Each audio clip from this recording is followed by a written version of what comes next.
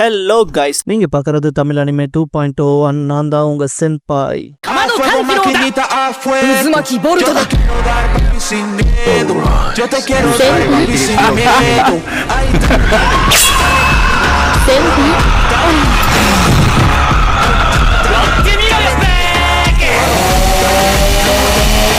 இந்த வீடியோவில் ஸ்பிரிட் கிரானிக்கல்ஸோட எபிசோட 8 பார்க்க போறோம். கானன் அவங்க ஆளுகளை கேபிட்டலோட சிறைக்கு கொண்டு போவாங்க இல்லையா, யூபா இது மூலமா நாங்க எங்களோட பொருட்களை சேஃபாவே டிரான்ஸ்போர்ட் பண்ண முடியும்ட்டு லார்ட் ஹயட்டே தேங்க்ஸ்ன்பாங்க. அவன் நான் ஜஸ்ட் என்னோட கடமையை தானே செஞ்சேன்பான். யூபா ஒரு ஃபேவர் கேட்கணும்ட்டு ஹயட்டேவோட அப்பா அவன கோகிக்கு ஒரு லெட்டர் கொடுக்கணும்பாங்க. ஹயட்டே நான் நெக்ஸ்ட் வில்லேஜுக்கு டாக்ஸ் செக் பண்ண போறேன், அதனால நான் எப்ப வீடு திரும்பணும் அப்ப என் அப்பாவுக்கு இந்த லெட்டர் கொடுத்து அவங்களுக்கு ஓகே தானேன்பான். யூபா ஒரு பிரச்சனையும் இல்லைன்ட்டு தேங்க்ஸ் சொல்லுவாங்க. இதுக்கப்புறம் பொருட்களை எடுத்துட்டு கிராமத்துல இருந்து டிரான்ஸ்போர்ட் பண்றதுக்காக சிலர் கிளம்பியிருப்பாங்க. சில நாட்கள்ல கராசுகி கிங்டம்க்கும் போய் சேர்ந்திருப்பாங்க. இந்த இடத்துல ராயல் லீனியேஜ்ங்கிற இந்த எபிசோடோட டைட்டில் போடுறாங்க. ஒன்ஸ் எல்லாரும் செட்டில் ஆனதும் இங்க யார் வேணாம எங்க வேணாலும் டிராவல் பண்ணலாம், பட் துணைக்கு ஒருத்தர் கூடவே கூட்டிட்டு போங்க. எல்லாரும் கடைசியா இந்த இடத்துக்கே வாங்கன்ட்டு ஹண்டர் ரியோ அண்ட் சின்ன மட்டும் கூப்பிட்டுப்பான். இதுக்கப்புறம் கான சிறையில் அடைக்கிறப்ப சின்ன எனக்கு அவனை கொல்லாம் போல இருந்துச்சு, இவனை இப்படி விட்டு போறதே எனக்கு சாட்டிஸ்ஃபைடா இல்லைன்பான். ரியோ எதையோ நோட் பண்ண போல இருக்கும். இதுக்கப்புறம் ஹண்ட் மாஸ்டர் ரெண்டு பேத்தையும் கூட்டிட்டு போயிருப்பான் ஹோட்டலுக்கு. சின்கிட்ட ரொம்ப அப்செட்டாலாம் இருக்காதேன்ட்டு கொஞ்சம் நார்மலா இருறான்ட்டு தலையை ரப் பண்ணுவான். ரியோ முன்னால எதுக்கு இப்பெல்லாம் பண்றீங்கன்ட்டு கடுப்பாவான். ஷின் காமுட்டான் கொண்டு வந்து கொடுக்கவும் ரியோ இதான் காமுட்டானான்பான். ஹண்ட் மாஸ்டர் நீ இதை சாப்பிட்டதே இல்லையான்பாரு. ஃபர்ஸ்ட் டைம் ஷின்லாம் சாப்பிட்டு எமோஷனலா எக்ஸ்பீரியன்ஸ் ஆனா தெரியுமான்பாரு. அவன் இதை நல்லா உறிஞ்சு சாப்பிடணும்பான். ரியோவும் ட்ரை பண்ணி பாக்குறேன்ட்டு உண்மையாலும் இது டெலிஷியஸா இருக்குன்பான். இதுக்கப்புறம் எல்லாரும் சாப்பிட்டு வெளியே வரும்போது ஷின்னி சாயோக்கு பண்ணதுக்கு நன்றின்பான். ரியோ அது ஒன்றும் அவ்வளோ பெரிய விஷயம் கிடையாதுங்கிற மாதிரி எடுத்துப்பான். ஷின் டக்குன்னு பின்னால் எதையோ நோட் பண்ணிட்டு இது வேற அவளுக்கு வாங்கிட்டு போகணுமா இல்லைன்னா வீட்டுல இன்னொரு சண்டை வரும்பான். இதுக்கப்புறம் ரியோ சாயோவை ஷாப்பிங் கூட்டிட்டு போயிருப்பான். அவனை இந்த மாதிரிலாம் வந்து வாங்கினதே இல்ல, இப்படி கூட்டிட்டு வந்ததுக்கு தேங்க்ஸ்ன்பா. ரியோவா போய் காமுட்டான் ட்ரை பண்ணலாம், ஆனந்தா கூட்டிட்டு போக சொன்னான். லாஸ்ட் டைம் உன்னை செஞ்சு தர சொல்லி கேட்டப்ப நீ இதை சாப்பிட்டதே இல்லைன்னு சண்டை போட்டையாமேன்பான். அவளோ அப்படியா, இதெல்லாம் என் அண்ணன் சொன்னானான்பா. அவன் பசிக்க என்ன அடாக்குறான் போலங்கிற மாதிரி சொல்லும் போது ரியோ நீ சாப்பிட்டா நல்லா இருக்கும்னு நினைச்சிருப்பான், அதான் உன்னை ட்ரை பண்ண சொல்லியிருக்கான்பான். அவ அப்படிங்கிறப்ப ரியோ அவன் உனக்கு ஒரு நல்ல அண்ணன்லன்பான். இந்த இடத்துல ஒரு கடைக்கார லேடி தம்பி என்ன உன் கேர்ள் ஃப்ரெண்ட் அப்படியே கூட்டிட்டு போற, உன் கியூட் கேர்ள் ஃப்ரெண்டுக்கு ஏத்த மாதிரியான கியூட்டான விஷயங்கள் இங்க இருக்கு, ஏதாவது வாங்கி கொடுப்பான்பாங்க. சாயோ நான் கேர்ள் ஃப்ரெண்ட்ல இல்ல அவருக்கு, நாங்க ஜஸ்ட் வந்தோன்பா. பரவாயில்ல இவ்வளவு தூரம் வந்துட்டீங்க வாங்கிட்டு போங்கன்பாங்க அந்த கடைக்கார லேடி. ரியோவும் ஆமான்லன்ட்டு உனக்கு ஏதாவது வேணும்னு எடுத்துக்கன்பான். சாயோ இல்ல வேணான்பா. ரியோ நீங்க எனக்கு நிறைய பண்ணிருக்கீங்க, உங்களுக்கு பிடிச்சதை ஏதாவது எடுத்துக்கங்கன்பான். கடைக்கார லேடி பொண்ணுங்களுக்கு யாராவது கிஃப்ட் கொடுத்தா அதை கம்மனு வாங்கிக்கணும்பா. ரியோ சேல்ஸ் உமன் கிட்ட நீங்க ஒரு பக்காவான வியாபாரின்பா. அவங்களும் தேங்க்ஸ் சொல்லுவாங்க. சாயோ இந்த இடத்துல ஒரு பிங்க் கலர் ஹேர் பின்ன பாத்துருப்பா. கடைக்கார லேடி உன் கண்ணுக்கு நல்ல விஷயம் தான் மாட்டுதுன்ட்டு ட்ரை பண்ணி பாக்கலான்னு அவளுக்கு போட்டு விட்டு இது உனக்கு பெர்ஃபெக்ட்டா சூட் ஆகுது, என்ன தம்பி என்ன சொல்றேன்பாங்க. அவனும் இது உனக்கு சூப்பரா இருக்குன்பான். கடைக்கார லேடி இதுக்கு 2 சில்வர் காயின் ஆச்சுன்பாங்க. சாயோ அவ்வளோ காசு எனக்கு வேண்டான்பா. கடைக்கார லேடி டிஸ்கவுண்ட் பண்ணி தரன்பாங்க. ரியோ கிஃப்ட் ஒரு உமனுக்கு காசு பார்த்து தரக்கூடாதுன்பான். கடைக்கார லேடி அப்படின்னா கொஞ்சம் பிரைஸ் அதிகமாவே சொல்லிருக்கலாம் போலயன்பாங்க.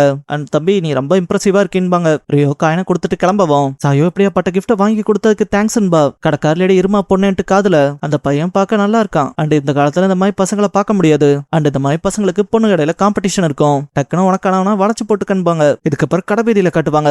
ஒரு லேடி ஒருத்தவங்க கூட சண்டை போட்டு இருக்கப்ப ஒரு பொண்ணை யாரோ தூக்கிட்டு ஓடுற போல இருக்கும். ஃபைட் பண்ற லேடியும் யாராவது அந்த பொண்ணை காப்பாத்துங்களேன்பா. பீப்பிள் எல்லாம் வழி விட்டு விலகிற போலதான் இருக்கும். ரியோ அந்த பொண்ணை காப்பாத்திருப்பான். சாயோ கிட்டே நீங்க ஓகேவான்னு கேட்பான். அவ எனக்கு எந்த பிரச்சனை இல்லைங்கவும் அந்த லேடி அந்த பக்கம் சண்டை போட்டு இருந்தவனை டிஃபீட் பண்ணிட்டு லேடிக்கு அமௌண்ட் ஓடி வருவா. ரியோ ஜஸ்ட் அன்கான்சியஸா இருக்கா, சுயநனவு வந்ததும் ஓகேவா இருப்பான்பா. அந்த லேடி சாரி கேப்பா. ஒரு பொண்ணை சரியா கார்ட் பண்ண முடியாம போனதுக்கு ரியோ சிம்பிளா இந்த பொண்ணு எந்திரிச்சு அவகிட்ட சாரி கேளுங்கன்னு கொடுப்பான். இந்த இடத்துக்கு ராயல் கார்ட்ஸ் வந்திருப்பாங்க. ரியோ எந்த பிரச்சனையும் வேணான்ட்டு சாயோவை கூப்பிட்டு கிளம்புவான். அந்த கார்ட் லேடியும் சார் இருங்கன்பா. ரியோ கிளம்பிருப்பான். இதுக்கப்புறம் ஹயட்டே கோகியை பார்க்க போயிருப்பான். அந்த இடத்துல வச்சு கொமோமோவை கடத்தப்பட்டதை தெரிஞ்சுக்கவும் ஹயட்டே ஷாக் ஆவான். கோகி நல்ல வேலையா ஒருத்த வந்து குறுக்க போந்து காப்பாத்திருக்கான், ஆனா கார்ட்ஸ் போனப்ப அவன் ஆளை காணாமா. அண்ட் இதான் என்கிட்ட சொன்னாங்கன்னு பாரு. ஹயட்டேவும் சரின்ட்டு யுவா கொடுத்த லெட்டர் அவங்க அப்பாட்ட கொடுத்துட்டு இது ஏதோ ரொம்ப முக்கியமான லெட்டர்னு சொல்லி கொடுத்தாங்கன்பா. அந்த லெட்டரை படிக்கவே ஒரு மாதிரி ஆயிருப்பாரு. ஹயட்டே கிட்ட ரியோங்கிற ஒருத்தனை பாத்தியான்னு கேட்பாரு. இதுக்கப்புறம் ரியோ அண்ட் சாயோ அவங்க இருக்க விடுதிக்கு வந்திருப்பாங்க. சாயோ ஷின் கிட்ட காமுட்டான் நான் சாப்பிட்டேனேன்பா. சின்ன அப்படின்னா கிராமத்துக்கு போனதை எனக்கு செஞ்சு தரணும்பா. அவளும் என் பெஸ்ட்டா தரன்பா. மத்தவங்க அவளோட ஹேர் பின்ன நோட் பண்ணிட்டு அழகா இருக்கேன்பாங்க. ரியோ இருங்க இந்த பொருளை வச்சுட்டு வரன்ட்டு கிளம்புவான். லார்ட் ரியோன்ட்டு கோகி ஹயட்டேன்னு இன்னொருத்தங்க வந்திருப்பாங்க. இதுக்கப்புறம் எல்லாரும் பிரைவேட்டா பேச போயிருப்பாங்க. பார்த்தா இவரு சாகோ கோகின்னு தன்னை அறிமுகப்படுத்திட்டு அந்த லேடி தான் பேர் கையோகோன்பாங்க. இவங்க ரியோவோட அம்மாவோட சேவகர்களா இருந்திருப்பாங்க. அண்ட் அவங்கள லேடி ஐஎம்ஏ கராசுகின்பாங்க.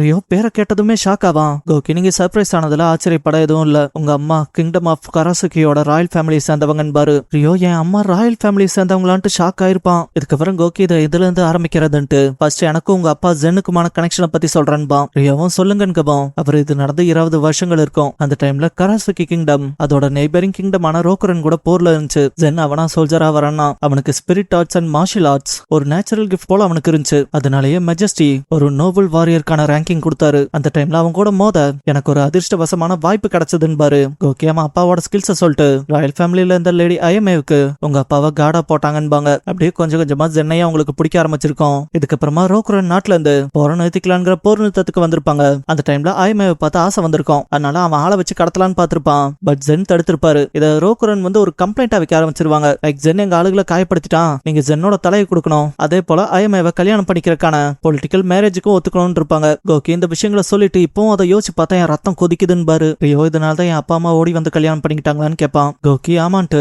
நாளைக்கு நீங்க கோட்டைக்கு வரணும், உங்க தாத்தா பாட்டி உங்களை பார்க்க ஆர்வமா காத்திருப்பாங்கன்னு பாரு. ரியோ அதை யோசிச்சுட்டு நான் வரதெல்லாம் எனக்கு பெருமிதம் தான்பான். இதுக்கப்புறம் ரியோ அவங்கள மீட் பண்றப்ப மெஜஸ்டிஸ் உங்களை பார்த்ததுல எனக்கு பெருமிதம்ட்டு கிங் ஹோமுரா குயின் ஷிசுகு என் பேரு ரியோன்பா. ஹோமுரா எங்க பேர பையனோட இருக்க கான்வர்சேஷன் ஃபார்முலாலாம் இருக்க வேண்டான்னு பாரு. பாட்டியா அதே தான் சொல்லுவாங்க. ரியோ அப்ப சரி நான் அதுக்கேத்த போல நடந்துக்கிறேன்பா. இதுக்கப்புறம் ரியோவை உட்கார வச்சதும் அவங்க பாட்டி உன்னை பார்க்க அம்மாவை பாக்குற போலவே இருக்குன்பாங்க. ரியோ அவங்களுக்கே உங்களுக்கு தாங்க பாட்டின்பா. அவங்களும் சிரிச்சுட்டு ஏன்பா இப்படி பேசுறேன்ட்டு ஐயாமே அண்ட் ஜென்னை பத்தி சொல்லன்னு கேட்பாங்க. ரியோ அவங்க 2 பேரும் இப்ப உயிரோட இல்லைங்கப்பா. ஹோமுரா அவங்களோட வாழ்வு சாவு ரெண்டத்தையும் டீட்டெயிலா சொல்லுன்னு பாரு. ரியோ நான் பிறக்கும் போதே அப்பா இல்ல, என் முகத்துல சிரிப்பு குறையாம அம்மா அவ்வளோ கைண்டா வளர்த்துறாங்கன்பா. ஆனா இதெல்லாம் வெறும் 5 வயசு வரைக்கும் தாங்கிறப்ப ரியோவோட பாட்டி வருத்தப்படுவாங்க. தாத்தா என்னாச்சுன்னு கேட்பாரு. ரியோ அது ஒரு கசப்பான நிகழ்வு, அதை கண்டிப்பா நீங்க கேட்க விரும்ப மாட்டேங்கன்பா. ஹோமுரா சொல்லுங்கப்பா. ரியோ என் கண்ணு முன்னாலேயே அம்மாவை ஒருத்தன் ப்ரூட்டலா கொன்னான். அவன் பேரு லூசியஸ். அப்பாவோட அட்வென்ச்சரரா வேலை செஞ்சவன். அவர் செத்ததுக்கு அப்புறம் பல விதத்துல உதவியா இருந்தான். ஆனா ஒரு நாள்பா பார்த்தா ரியோ டிராயிங் பண்ணிட்டு இருக்கப்ப லூசியஸ் வந்திருப்பான். சிலர் மனுஷங்க தோலை போத்துன மிருகங்க தானன்ட்டு ரியோவோட வாயில ஒரு திரவத்தை ஊத்திருப்பான். ஐயமே வந்து பார்த்து ஷாக் ஆயிருப்பாங்க. ரியோக்கு லைட்டா கான்சியஸ் போற மாதிரி இருக்கும். அந்த டைம்லயே லூசியஸ் ரியோவோட கண்ணு முன்னாலேயே அவனோட அம்மாவை கொண்டிருப்பான். இதை கேட்டு எல்லாரும் கண் கலங்குறப்ப ரியோவோட பாட்டி அதுக்கப்புறம் அவன் வாழ்க்கை எப்படிப்பா இருந்துச்சுன்பாங்க. ரியோனா கண்ணு முடிக்கிறப்ப சேரியில இருந்தான். அப்புறம் அங்கேயே அனாதையா வாழ்ந்தன்பான். ஹோமுரா வேற ஏதாவது டேர்னிங் பாயிண்ட் இருந்துச்சான்னு கேட்பாரு. இதுக்கப்புறம் ரியோ ஸ்டார்டிங்ல இருந்து இப்ப வரைக்கும் நடந்த விஷயங்களை சொல்லுவான். ரியோ என் அம்மா சத்தியம் பண்ணாங்க, தாத்தா பாட்டி ஆனா உங்களை பார்க்க இந்த இடத்துக்கு கூட்டிட்டு வருவேன்னு. அந்த சத்தியத்துக்காக வந்தன்பான். இதை கேட்டு ரியோவோட பாட்டி கண் கலங்குவாங்க. இப்படி ஒரு ப்ராமிஸ் ஏற்கனவே அவ பண்ணிருக்காளான்னு. ஹோமுரா நீங்க 2 பேரும் கண்டிப்பா எங்களை வெறுத்திருப்பீங்களான்னு. ரியோ என் அம்மா உங்க 2 பேர்த்தையும் வெறுத்த போல என்னைக்கும் பேசினதே கிடையாதுன்பான். ஹோமுரா அப்படியான்ட்டு உன் அம்மாவை கொண்டவன் விஷயத்துல என்ன பண்ண போறேன்னு. ரியோ கண்ணுல ஒரு கோபம் தெரியும். என் அம்மாவை கொண்டவனை மட்டும் என் வாழ்நாள்ல மறந்துட மாட்டேன், மன்னிக்க மாட்டேன்பான். ஹோமுரா உன் வாழ்க்கைக்கான நம்பிக்கையே இந்த பழிவாங்கிற படலமா தானே இருக்குன்னு. ரியோ மாத்தி சொல்ல ஒண்ணும் இல்ல, இப்ப வரைக்கும் நான் உயிரோட இருக்கேன்னா அதுக்கு காரணம் அதான். இருந்தாலும் அதை மறக்க விரும்புறேன். என் அம்மாவே உயிரோட இருந்தாலும் அதை நான் செய்ய வேணாம் தான் நினைப்பாங்க. ஆனா நான் அந்த ஆளை மட்டும் திரும்ப கண்ணெதிர பார்த்தேன்னு வைங்களேன், அவனை இந்த 2 கையால கொன்னே தீருவன்பான். ஹோமுரா நான் உனக்கு இதுல ஒரே ஒரு வார்னிங் தரேன், இந்த பழிவாங்கறங்கிற பாதையில போனா உனக்கு நரகம் மட்டும் தான் மிஞ்சுன்பாரு. ரியோ தெரியும்பான். ஹோமுரா இந்த பாதையில இருந்து திரும்ப வழி கிடைச்சா திரும்புவியான்னு கேட்பாரு. ரியோ நான் எப்பவோ முடிவெடுத்துட்டேன், முன்னேறி போறதுதான்னு. அதால என் கைகள் கரப்பட்டாலும் பரவாயில்லன்பான். ஹோமுரா அப்படின்னா என்னால உன்னை தடுக்க முடியாதுதான், ஆனா இங்க அது போறதுக்கு முன்னால கோகியோட சண்டை போடுன்பாரு. ரியோ இல்ல புரியலேன்பா. ஹோமுரா எங்க கிங்டம்லயும் சரி சுத்தி இருக்க பல கிங்டம்லயும் சரி கோகி மாதிரி ஒரு வாரியரை பார்க்க முடியாது. அவன் ரொம்ப திறமையானவன். நீ சொன்ன அந்த ஆளு இப்ப வரைக்கும் அவன் கண்ணில் படாம மறைஞ்சிருக்கானா, கண்டிப்பா ஜென்னையும் அவன் தான் கொண்டிருக்கணும். அவன் ரொம்ப ஸ்கில்டா இருப்பான் போல. அதனால இப்ப நீ கோகியோட சண்டை போட்டா அது உன்ன அந்த ஸ்கில்ஃபுல்லா இருக்க அந்த ஆளை காலி பண்ண உதவுன்பாரு. கோகியும் ஒத்துக்கிற போல இருக்கும். ஹோமுரா லூசியஸ் மாதிரி திறமையானவனை காலி பண்ண உனக்கு அதுக்கேற்ற ஸ்ட்ரென்த் வேணும்னு இருப்பாரு. ரியோவும் நீங்க எது சொல்லி தந்தாலும் சரி அதை சந்தோஷமா கத்துக்கிறான்பா. இதுக்கப்புறம் கோகி அவரோட ஒய்ஃப் கூட வரப்ப கோமமா அங்கதான் இருப்பா. அப்பா அம்மான்பா. அவளோட கார்டு இருந்துட்டு இன்னைக்கு திரும்ப சந்திச்சிட்டமான்பாங்க. கோகிக்கு புரியாது. ஆல்ரெடி கோமோமோ ரியோ தானே காப்பாத்திருப்பான். அந்த விஷயத்தை இப்பதான் தெரிஞ்சுப்பாங்க. இதுக்கப்புறம் 2 பேத்துக்குமான ஸ்பார் நடக்கும். ரியோ தான் ஃபர்ஸ்ட் மூவ் வச்சிருப்பான். கோகி பார்த்து சர்ப்ரைஸ் ஆயிருப்பாரு. பட் அவர் டாச் பண்ற விதத்தை பார்த்து ரியோ சர்ப்ரைஸ் ஆவான். இதுக்கப்புறம் 2 பேரும் நேருக்கு நேர் மோதிப்பாங்க. கோகி நல்லா திறமையா தான் இருக்க தம்பி, ஆனா நீ இன்னுமே உன்னோட பிரைம்க்கு வரல. யோசிச்சு பார்த்தா பிசிக்கல் அண்ட் மென்டலாவும் பாரு. ரியோ ட்ரைனிங் மட்டும் தான் எல்லாத்துக்கும் ஒரே வழின்பான். கோகி சூப்பர் தான்ட்டு மனசுக்குள்ள அவன் கத்தியை வச்சுட்டு கத்தி இல்லாம சண்டை போடுற டெக்னிக்கையும் கம்பைன் பண்றான் பாரு. இந்த இடத்துல ரியோ அஃபென்ஸ்லயும் கோகி டிஃபென்ஸ்லயும் இருக்க போல இருக்கும். ஹயட்டாவே இதை பார்த்து சர்ப்ரைஸ் ஆயிருப்பான். அவர் ஸ்பிரிட் ஆர்ட்டை பயன்படுத்த ஆரம்பிப்பாரு. கோகி இது த்ரில்லிங்கா இருக்குன்ட்டு கிரேசியா போற போல இருக்கும். ஹயட்டே இதை இங்க பயன்படுத்த கூடாதுன்பான். இந்த விஷயத்த பார்த்தது ரியோ மனசுக்குள்ள எப்படிதான் கத்தி மேல துணி மாதிரி இந்த ஸ்பிரிட் ஆர்ட்டை பயன்படுத்துறதா நினைப்பான். கோகி ஹிடன் ஸ்கில் ஃபர்ஸ்ட் பிளேட் ஏர் ஸ்லாஷ் பண்ணுவான். ரியோ அவனோட ஸ்பிரிட் ஆர்ட்டை பயன்படுத்தி மொத்தமா களைச்சு விட்டு கோகிக்கு நேரா மரக்கத்தியை நீட்டுவான். இதோட மேட்ச் முடிஞ்சு ரியோ வின்னர்னு அனௌன்ஸ் பண்ணுவாங்க. இதை பாக்குற எல்லாரும் சர்ப்ரைஸ் ஆயிருப்பாங்க. கோகி நான் தோத்துட்டேன் கபம். ரியோ மேட்சுக்கு நன்றின்பான். ஹயட்டே அப்பா தோத்துட்டாரா, நம்பவே முடியலையேன்பான். கமமா அவன் இன்கிரெடிபிளா இருப்பானோன்பா. ஹோமுரா நீ கோகி கிட்ட ட்ரெயின் ஆனா நீ இன்னும் கொஞ்சம் ஸ்கில்ஸை கத்துப்பின்னு நினைச்சேன், ஆனா நல்லா நிறைய திறமை உள்ளவனாதான் இருக்கேன்பாரு. அவங்க பாட்டியும் ஆமான் கபம். ரியோ பெல்ட்ரம் போனனால தான் இந்த விஷயங்கள் இல்லைன்னா எதுவுமே இருக்காது. அப்புறம் என் மேல இவ்வளவு அக்கறை காட்டுறதுக்கு நன்றின்பான். ஹோமுரா அதுக்கப்புறம் பெருசா டைம் இல்ல, ஏதாவது அவன் தாத்தா பாட்டி கிட்ட கேட்கணும்னா கேட்டுக்கன்பாரு. அவனும் நான் இந்த ராஜ பரம்பரையை சேர்ந்தவன்னு, எனக்கு ஊர்ல ஒரு கசின் இருக்கா, அவகிட்ட மட்டும் சொல்லிக்கலாமான்னு கேட்பான். ஓ முறை அதுக்கு என்ன சொல்லிக்கன்பாரு. ரியோவும் தேங்க்யூ சொல்லுவான். இதுக்கப்புறம் ஊர்க்காரங்களா ஊருக்கு வந்ததும் ரியோ எங்க ஆளை காணமேன்பா. சாயா அவரு பிரிஞ்சுட்டாரு, அதோ அந்த வழியா போனாருன்பா. இதுக்கப்புறம் ரியோவை காட்டுவாங்க.